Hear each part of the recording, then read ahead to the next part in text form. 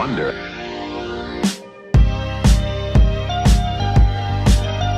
What it is, what it don't do, okay? Look, today we gonna be doing something a little bit different, alright? I'm gonna switch it up on you guys. I wanted to try something new. So what we actually gonna do is do some acrylic engraving, okay? Ooh, that's right. And we're gonna do a Gengar. That's what I wanna do. Keep up with that Pokemon theme because I've been feeling it lately. Nostalgic vibes out here, alright? So yeah, I'm gonna take you along the way, show you each step, and it should be fun, should be different. Don't be scared.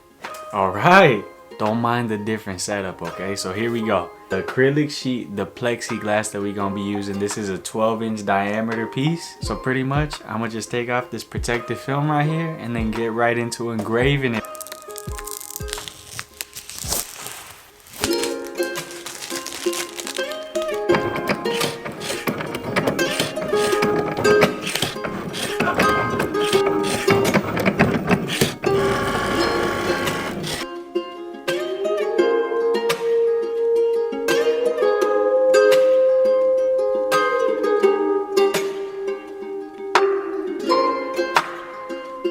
And we back. We engraved the acrylic. Or what I'm thinking is we're gonna paint one side of the acrylic. I've seen people do this before with like acrylic pours or just wedding signs and all that, but we're gonna do it for Pokemon, of course. I'm gonna go ahead and paint in Gengar and try to leave it a little bit translucent so the light still goes through. And I think it should be a cool effect. I've never done this before, but you gotta start somewhere, right? So here she goes. Hopefully it comes out good.